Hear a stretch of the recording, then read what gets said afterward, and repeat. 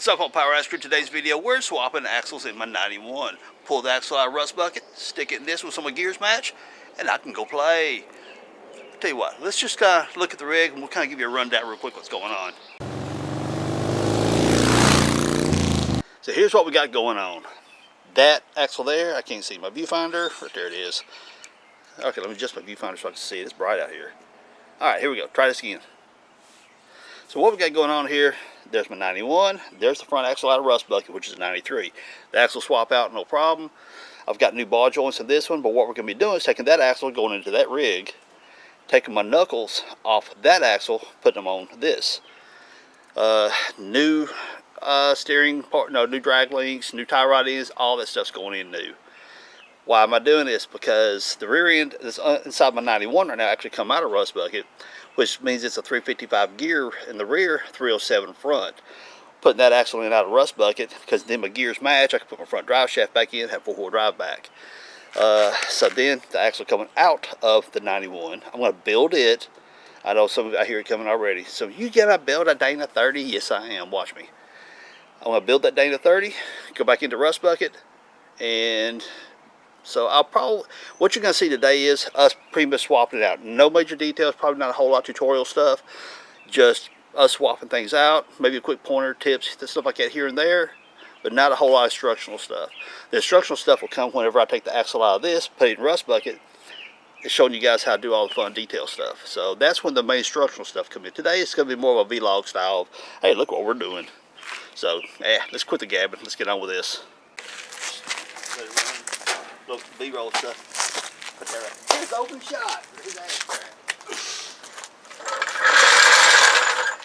The beauty of editing, I can edit out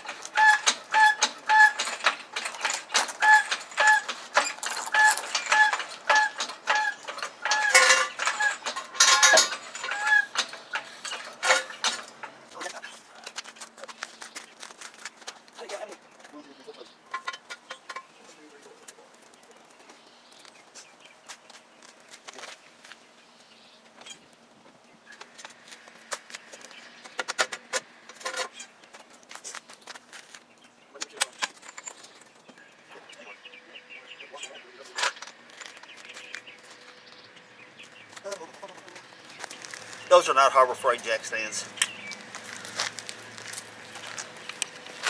So we pulled the Jeep forward a little bit because we got rust bucket sitting here, my son's Bronco sitting there. What we're going to do is when we get the axle, we're getting ready to come out on both U-bolts, steering stuff, all that, bringing the axle that way. We're not dropping the leaves. Just simply pick the front diff up, squeeze it between the leaf and the frame, bring it straight out that way. You'll see in a moment. So we got to put her up on jack stands, and no, they are not Harbor Freight, because guess what? We went by Harbor Freight out of curiosity, and they have recalled all their jack stands, as most people out there know already, and they have no idea if they're going to get anymore. So went to, those came from Advance, yeah. So those are 6-ton jack stands because of my other toy, which is much bigger than the Jeep. You'll see it eventually. So what we're going to do first is you pull your brake calipers. Do not worry about taking off your brake line because there's no point in it. If you guys refer back to some of the older past videos, all my brakes are new. New pads, new calipers, new soft lines. So all that's going to stay. And what we're going to do is going to pull these knuckles off here, put them on the other diff. So we'll probably break. Calipers come off.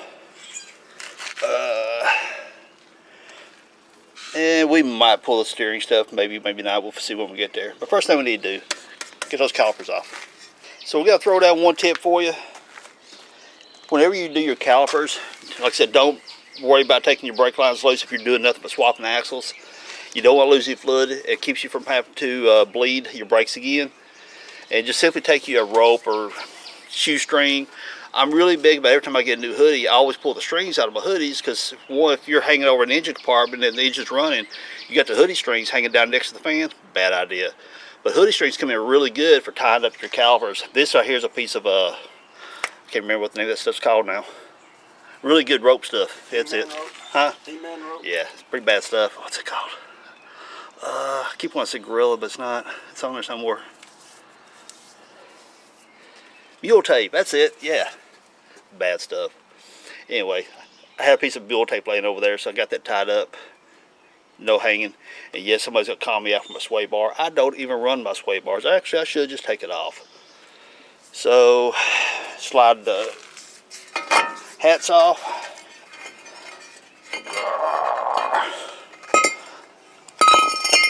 And at this point, we're probably going to take our U-bolts out and shocks. Basically, just get the whole front differential loose from the rest of the rig.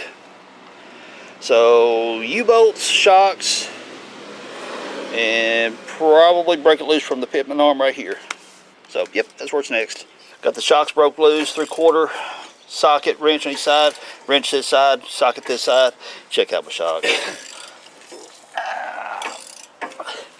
Look at it, no rebound. So I bet you guys know of an upcoming video, huh? How to install new shocks. Dropping that from the pitman arm. Get your fork, big hammer, beat the snot out of it. For those of you who's running the central axle disconnect, you're going to have a vacuum set of vacuum lines right here, and you're going to have a plug that plugs onto here for your switch to your dash. It turns on your dash light. Right here, you're going to have your vent tube, and you see this right here's got the old school metal clamp on it, which I'm about to break it rascal off. And I think I've got some vacuum line to replace that, because that is shot. So while you're doing this, one thing you also want to do is just check on your vent tube, especially if you do a lot of wheeling in the water. This right here is what allows your vent, allows your differential to breathe. But that tube keeps the vent above water line here. Actually goes up a little higher, but I just got wire tied that right there. But that keeps water from getting inside your pumpkin, but also allows the pumpkin to breathe. So I'm going to replace that while I'm at it, because it looks rough. So we need to get that off. I'm not running my CAD system, because if you guys watch a past video, I've actually got my collar locked inside here, and I'll show you guys that here in a bit. So, okay, pop that. That's already done. We've about got the axle ready to pull out.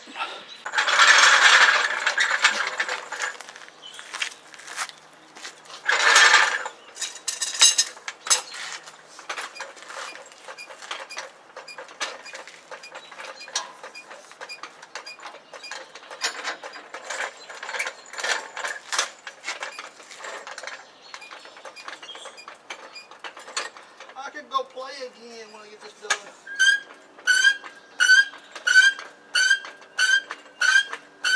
I'll look good on this. Is your side coming up? No, I'm going to have to pick mine up. Yeah.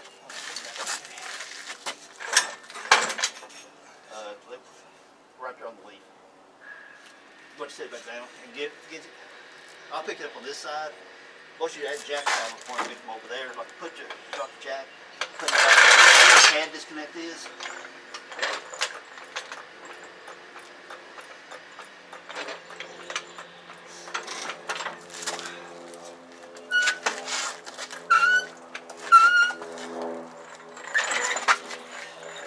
Okay, drag it. Come back this way a little bit. Just a little bit. Alright, back and back.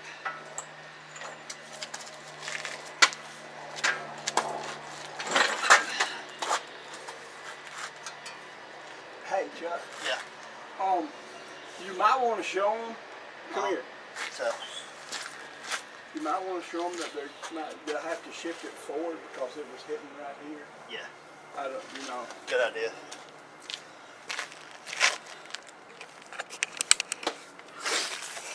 And just a little more information. And one thing you want to watch, as you can see, we're taking the axle, taking it straight out the driver's side over there. Your bump stops, caliper, bracket stuff, you're going to shift your diff a little bit this way and work it through that way. As you can see, we got the jack here. Put the jack on the pumpkin first, unseat the centering bolts here. Spring purchase from steering bolts, which got all that unseated. Moved the jack back, put it right there where the central axle disconnect is. Picked that up a little bit because of the jack travel going that way to help maneuver it out. This side, I'm grunting, pulling it. This side, he's pulling it this way to clear the bump stop.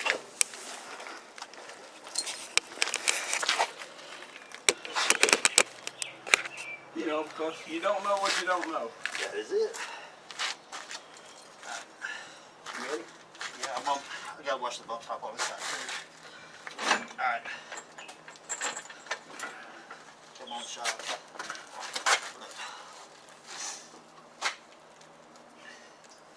The good thing about having no rebound. Come in your way. Oops, it didn't go. I gotta move it up a little.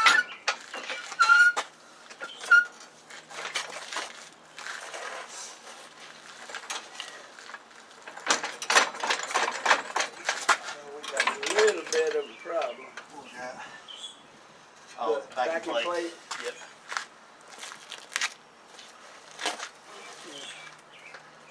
Yeah, so this is caliper. So we can You have to go that way a little bit.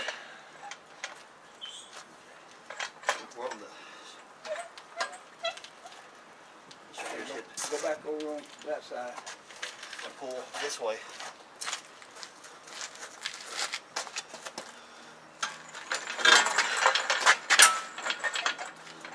Okay, you want to set it down right there and get another bite? That'd be good.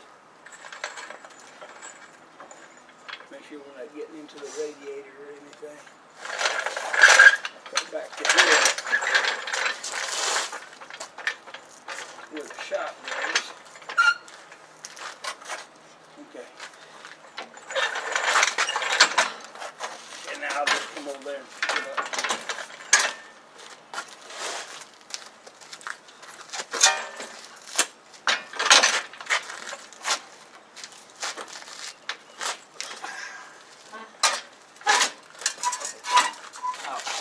The jack's in the way now.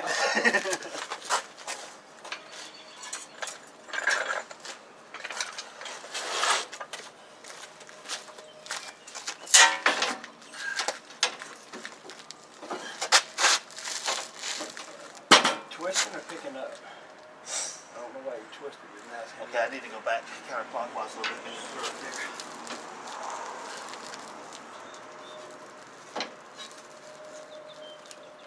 Probably put your jack on the outside over here.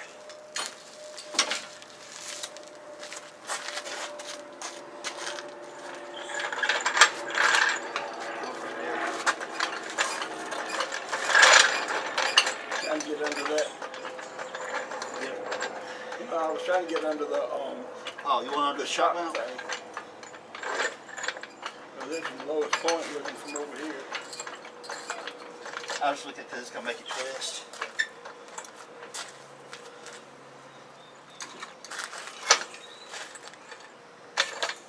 Yeah, it's not going to go right there. Oh, let's see. Pull that way.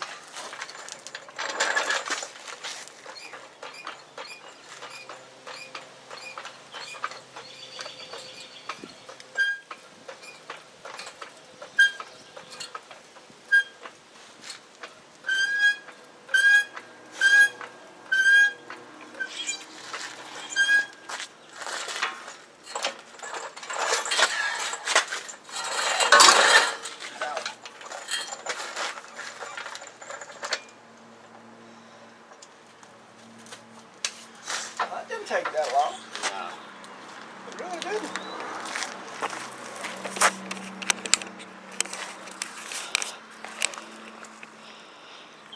Okay, I'll let the camera run so you guys can kind of get an idea how we brought it out. On the last little bit here, your brake caliper brackets down here was set to where flat, come across like a hiss, which clears your bump stops. Now I know there's going to be somebody out there telling me I did it the hard way. Because a lot of people, what they end up doing, taking your shackles right here, taking the bolts out of them, but here's your problem with that. Oftentimes on these old rigs, your bolt that goes through the shackles are seized to that sleeve on the inside. I'm not going to go through the headache to find out. I've done like I showed several times. Heck, I've even done it by myself. It's definitely easier when you got help. So if you've got that, okay, yes, people, I'm out of breath. Fat note here. Those bolts that seize up to the sleeve inside your shackle inside here, that becomes a problem. It's a hassle. Just bring it out like that. It was an hour, 20 minutes tops. Yeah.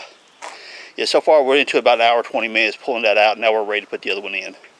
Then what we'll start doing is dropping the C's and the knuckles here, splitting these, taking this off. I'm using my knuckles here, taking the knuckles off the C's, put them on the other axle, pull these out, put them in the other axle, because I got new unit bearings on both sides. And of course the C's are good, I mean the knuckles. And I got ball joints in the other axle, so you'll see that here in a minute. So what we're doing now, 13mm 12 point, taking these out, which holds your unit bearing in, which holds all your axle and stuff in. Because we got to pull the axle out so we can break the ball joints and stuff loose. So 13mm 12 point, take them out. You got 3 of them, 1, 2, and the other's like way down there. Okay, we finally got it off. I pulled the unit bearing. I pulled on the axle, and the darn axle won't come out. And I'm like, this is supposed to slide right out. Well, you guys remember I told you about locking the central axle disconnect the way I did it? Well, I'm going to roll the axle over. I'm fixing to pull the CAD out, the CAD, and show you guys why. So, you know that thing about monkeys and footballs? Yeah, that was me doing that a moment ago. So, I got to pull this off and I'll show you guys what's up, why that axle is being held in. Alright, got the bolts out, and here is your surprise. Right there.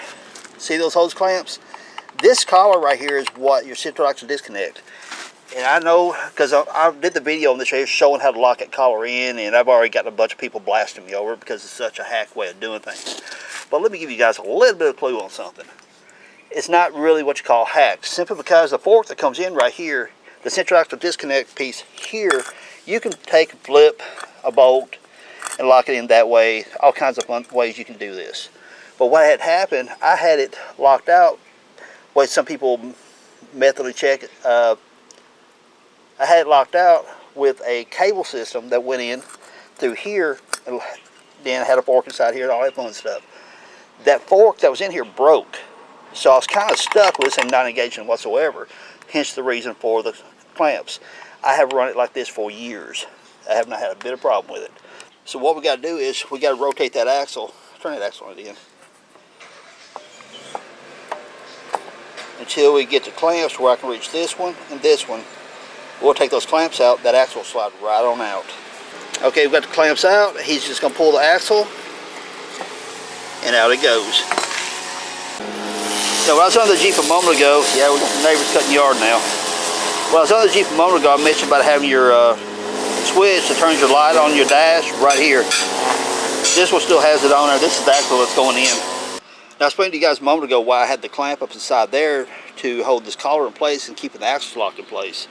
What had happened up inside here, this shift fork had broken, and it was flopping around inside there, so I had to take that shift fork out. And for me to keep it forward drive, I had to then put those clamps around that to hold this collar in place. When I put all this stuff back together, I'm going to use that cover right there because it has no shift fork in anymore.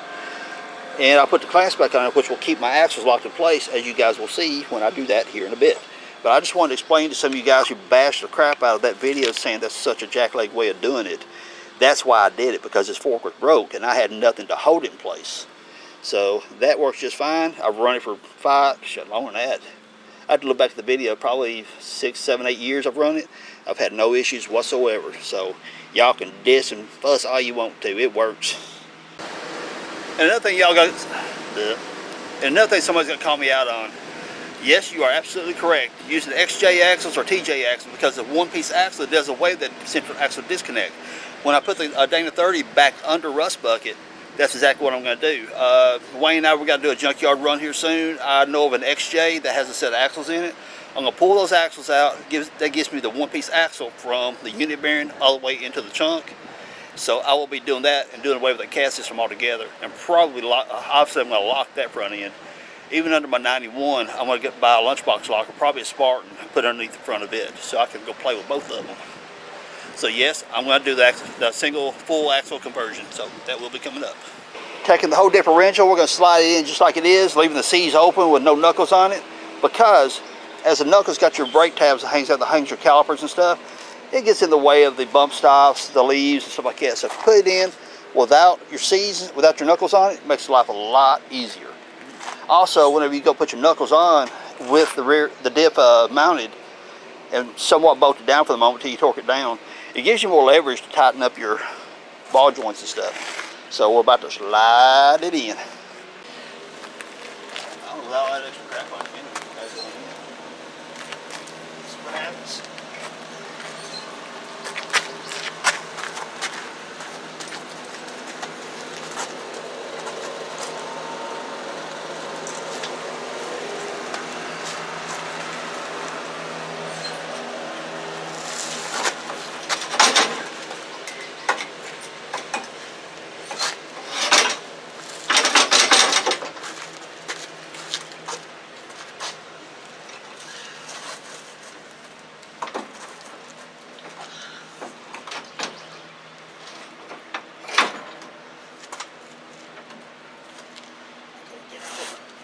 Position. Alright. I think the center bolt's about now.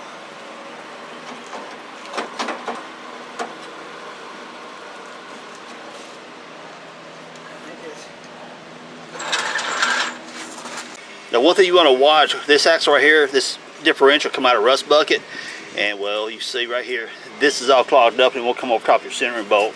So I'm fixing to take a 1/2 inch drill bit, clean out all this junk right here. But if you don't have it set down on this right here, check that right there. You want to make sure it's open and clear as much as possible.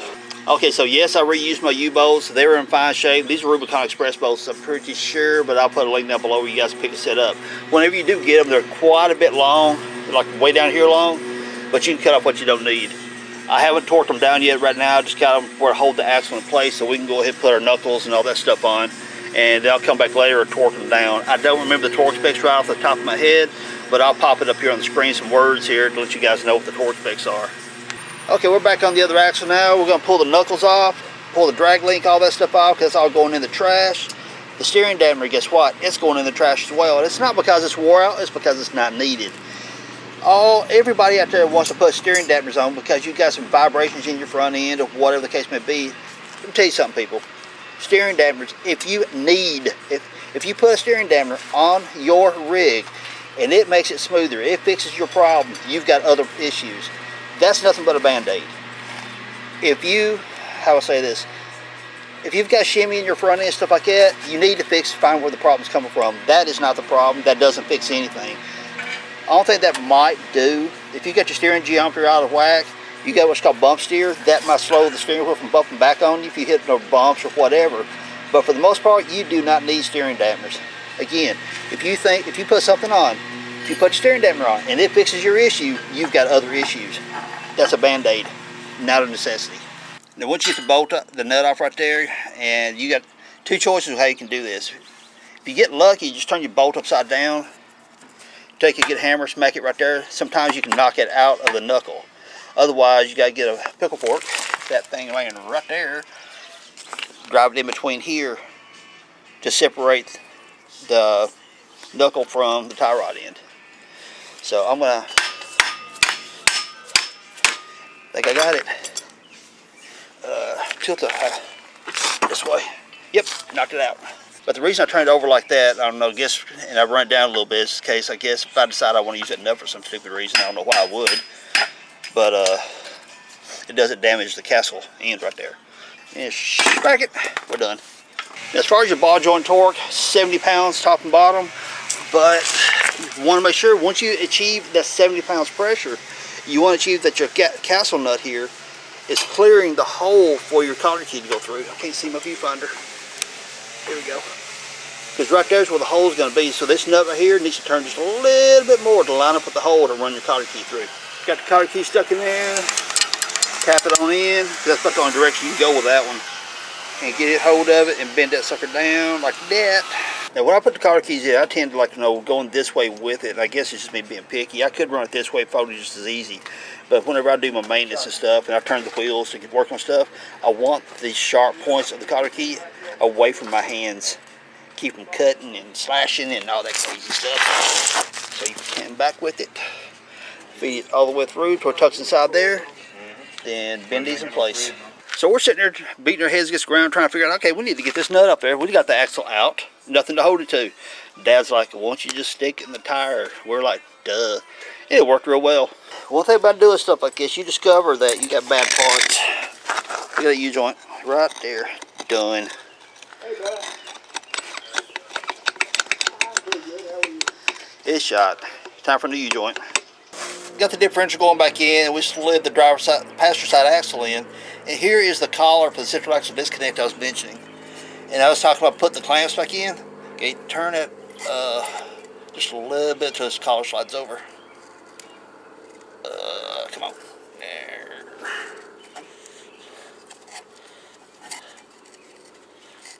There it goes. You gotta find that sweet spot to where your splines come together. Right there, your axle from this half to this half acts as one piece when that collar is slid in place. So taking your hose clamps coming around this right here will keep that collar slid over and it won't disengage, and you'll be same as full axles all the time. And people's going to ask, does that mean my four-wheel drive is engaged all the time? No, it does not. Your transfer case determines whether you're in four-wheel drive or not the collar. This just makes it like a one-piece shaft, like a TJ or an XJ.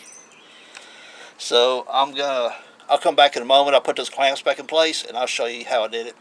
So there I've got the clamps back in place. Got one up here, one down there, and really one is also technically necessary. And maybe I'm just being over picky, is that putting two in there for the sake of balance, I guess. The only reason I ever did it. Technically, you only need one. So if you break your cad and you're on the trail and you break that fork that comes over top of this right here, regular hose clamp, wrap it around that shaft right there, slide this over to engage the splines from this shaft to this shaft. That clamp would hold that in place and you're good to go. Put your cover back on and you're good. So here's your old parts right here. What we're measuring right now is center to here, center to this one, 31 inches, and we're going to build everything up over here, build it on the ground, then put it under the Jeep. I can't put this side together right now because I had a bad U-joint, as I showed you guys earlier, so I got the U-joint on order. It's not coming in, so it'll be a couple days before I get this thing back together. Because right now he's setting up the drag link, and what you got to do is 31 inches from center to center is the way we're setting it up. That's your grease fitting right there. That's going to be the end, go to the pitman arm. To keep it consistent, turn in a few threads, turn in a few threads, back and forth, back and forth. Turn these in a few threads till you get your dimension. Now, people do this different. Sometimes people measure the dimension of how much thread you got showing out, how much you got showing out there. That's fine too. Center to center, or go end to end. Totally how you want to do it. Because in the end, once you get everything together, you still want to make your final adjustments to center your steering wheel, to set your toe in, all that kind of fun stuff. So turn these in 5-6 turns. Turn that one in 5-6 turns. Keep everything even thread engagement. So that's maximize your strength and easier adjustment for everything. So we'll be back with you in a moment. She's been mean to us today. The Jeep? Oh yeah, they do that. Bad girl, you've been bad today. Look at her smiling at you. She says, you'll get over it, you still love me. Alright, so keep something in mind. Whenever you're screwing these in, one's a right-handed thread, one's a left-handed thread. And as you screw them in, count this the post is up. 1, 2, 3. And count, each end. Keep them even. Because it's going to keep the thread engagement going back inside the tube even as possible. And so whenever you have to turn this to adjust the centering of your steering wheel, the threads on each end is going to be even, feeding them in and out. And not only that, if you got one run really deep in and one's run really shallow, your shallow end is going to be your weak end. Because right here, see that split? That split's going to be a weak section. So you got plenty of thread engagement going up past all where the split. That keeps you strong as possible. Okay? So remember, even amount of threads, counting them in. And same thing for our tie rod end. We're setting it up now. So we ran 3 threads in, and then just grab your collar right here and just turn the collar because you got to put your clamps on later, because you got this piece right here that prevents your clamps from rotating. So you just simply grab this right here and keep turning it. It will pull this in and pull this in, and we're going to adjust it to 53, what did I say? 5/16. 5/16? Is it 1/16? Oh, I don't Yeah. know. I thought you said 5. Okay, 53 and 1/16, and that's going from center of your zerk fitting to the center of the zerk fitting down there. I'm nerdy like that. I go to the centers of everything. So I'm going to put the camera down so I can do this more coordinated like, but you know what's up. So get your collar pretty well in place. We got our center measured out. This one is pointing down this way. That one right there is pointing down, but don't lock these in until you get them in place on your knuckles. You may have to take a screwdriver, like I've got a big wide blade screwdriver somewhere around here. Y'all just want to go on for the ride for a moment. I took a wide blade screwdriver, turned it here, and turned it like that so those bolts would drop down through those collars to lock it in place. So now we're going to set the tie rod system in, and we'll set her up to put the drag link in. So you see right here is where your drag link comes from your pitman arm here. I'm going to zoom back.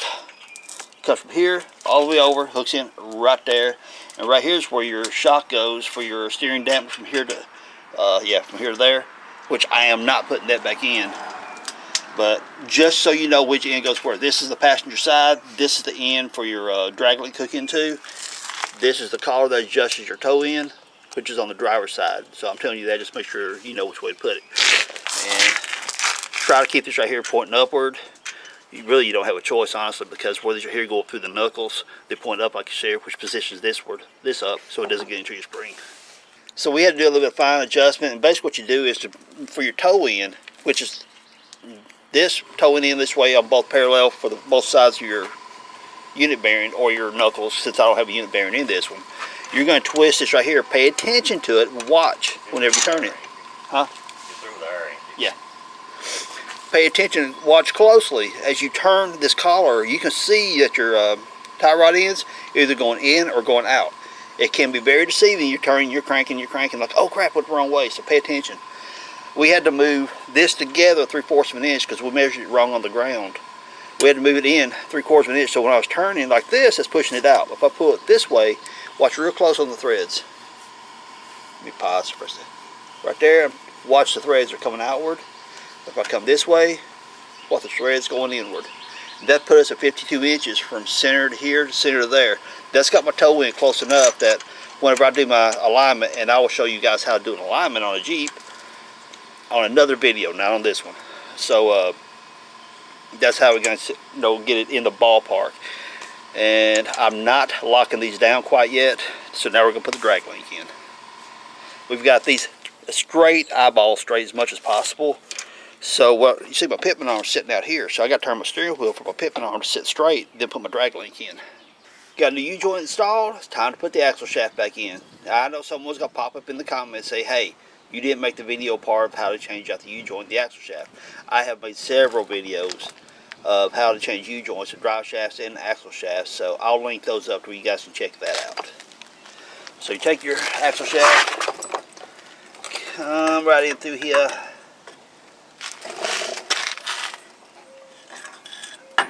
And actually it's a lot better if you use both hands, but since I've got a camera in one hand, my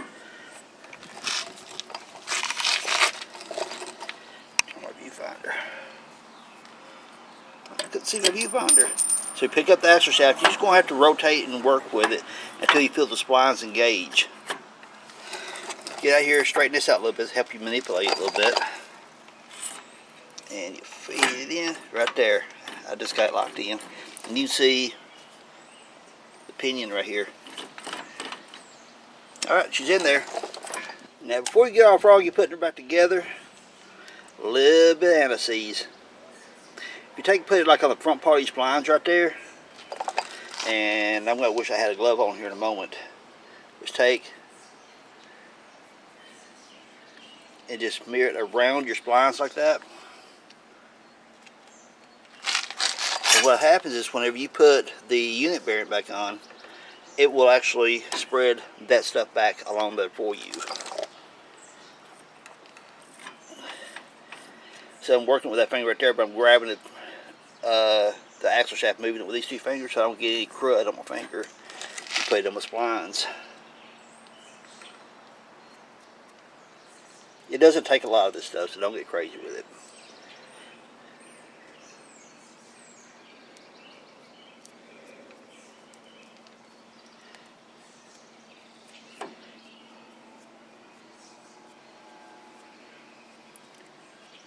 And put up some on your threads so you don't have to fight that later on. You have to, when or if you have to remove it. So alrighty, let me get the unit bearing put on. I also take right through here. I'm gonna clean it up a little bit more. I took some sandpaper, cleaned that knuckle up, but I'm gonna wipe that down real good because it's still a little bit dusty back up in there. Put a little bit of anti-seize around right there. Yep, you guessed it. Anti-seize on the brake caliper bolts. Now, one thing I didn't put on catch on camera when I put the caliper on, whenever you go to put the caliper back on, it's going to be pretty tight on the rotor. So you may have to get something and push your rear pad, push it, the piston back that way, so it open it up, give you some clearance, get over top of your rotor. So, but I used a ratchet right there, stuck the handle between the pads, and just really leveraged back right into the middle of that rear brake pad, which pushed it back, the piston. So, put the bolts in, get this tightened up. Want to see some intelligence, or should I say lack thereof? Check out what I just did. There's my shock bolt. See, I have a tendency of sticking my bolts back where they came from, so I keep track of them and don't lose them and stuff. Well, apparently when this axle came out of rust bucket, yeah, that's the way I stuck it, and I wasn't paying attention when we slapped the axle on this thing, and it's in backwards. I'm not getting it out. So, luckily I've got more bolts. Slice that baby in half. Actually slice it right along in here so I can get the head out of it. And, yep, put the other bolt in. Oopsie. 3/4 wrench on the outside, 3/4 socket on the front. Tighten her up.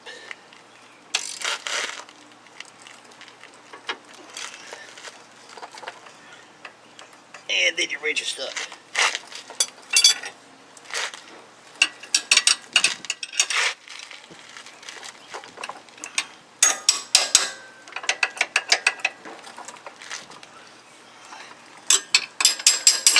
There she goes. Next.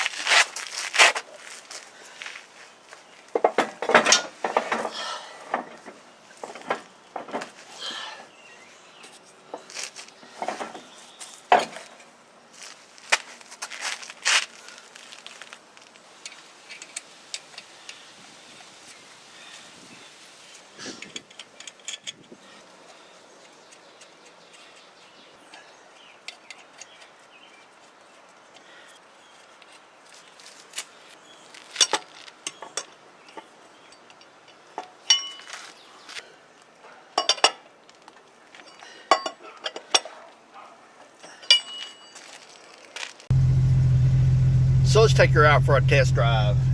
So I'm backing out of my driveway a little bit, and the first thing I noticed, oh crap, I got no brakes. Well, that's because whenever you open your calipers up to put them back onto the rotors, you create that gap in your brake pads to your rotor, and you're gonna need to pump your brakes a couple times. So remember that and don't freak out, because I almost did, but then it dawned on me, hey, you just tore the whole front end of this thing.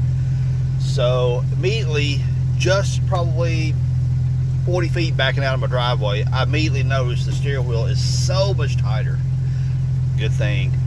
So we're going to roll out on the road here in a moment. We'll get to the highway and we'll kind of make sure she tracks straight and all that kind of fun stuff. Let's take her for a drive, see what's up.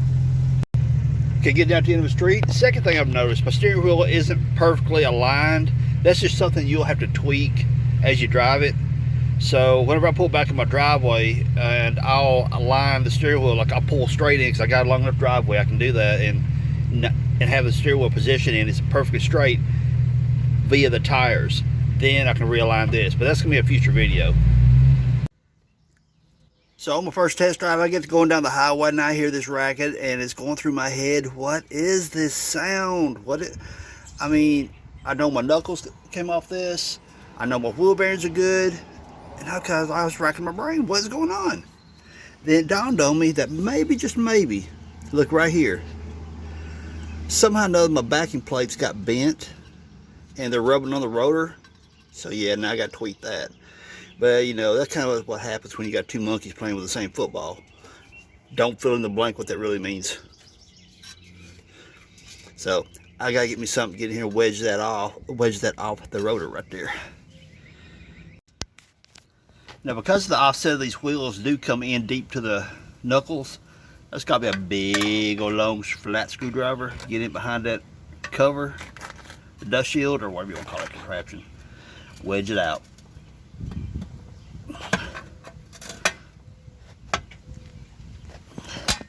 And you may have to walk up the tire to, to push it out. The screwdriver's going to slip and I'll bust myself right in the face. There we go. Now let's see if we can play music.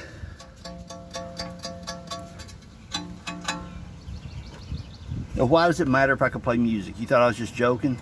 No, actually I'm doing something serious.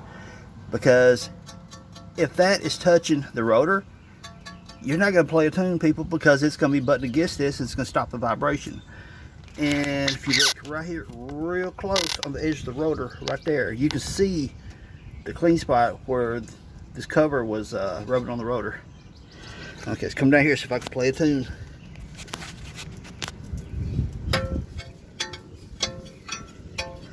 We got music.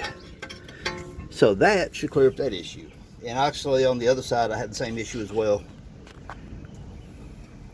I know somebody's gonna hit me, hey, you ain't greased your ball joints and stuff yet. Ball joints and tie rod ends. You're right, I haven't. Because that's another video. All the grease points on a Jeep Wrangler YJ. We got that rotor shield thing out of the way. It's no longer touching the rotor. I double checked the torque on my lug nuts. And so we try it again. Let's go. So I started backing out and I started hearing the same sound except a lot less. Then I look right there, there's a white line. Get the focus off my finger. See a white line right above this edge right here? It was touching right there as well. So big old long screwdriver to the rescue, a little prying, a little wedging. Let's try it again. Well, I'm sitting here at the stoplight, guess what? I still got a rubbing somewhere. So what I end up doing, I gotta go to work here in a few minutes. So what I end up doing when I get in for work or get to work on it tomorrow sometime, all I gotta do is pull the brake and rotors off of it, or maybe even just as simple as pulling just the wheel off of it, so if I can see exactly where it's rubbing at, and wedge into it and just pull that backing plate up off the rotor. Again, you can see my steering wheel is a little bit off center, but I'll show you guys how to adjust that on another video. I hope you guys learned a little something from that video. I know it wasn't exactly one of my detail for every nut for bolt type of tutorials I do, but it was one of those things I had to jam it out, had to get it done, and of course run into a few snafus there about the U-joint and stuff. No big deal, we got past it. So everyone, if you enjoyed that video, hit me with a thumbs up, subscribe if you haven't, leave me some cool comments down below. And I really appreciate you hanging out. Peace. Later, y'all. Oh yeah, tell you what, keep watching.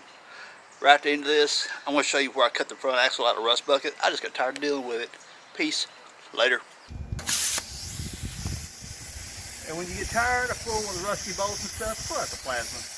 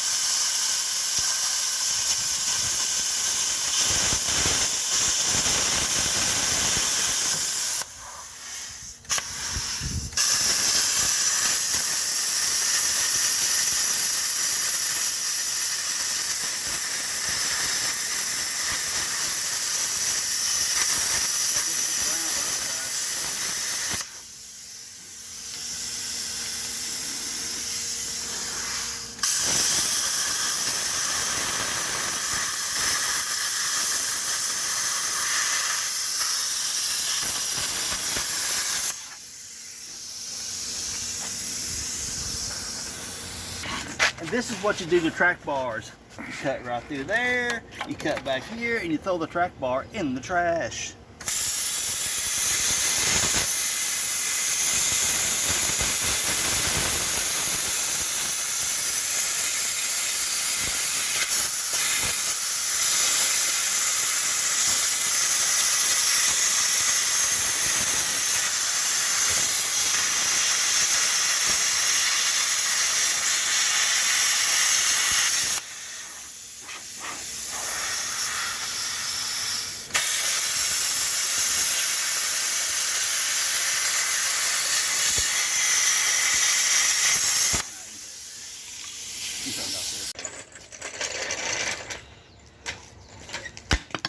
Track bar off.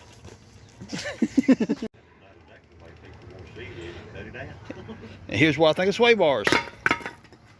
That too.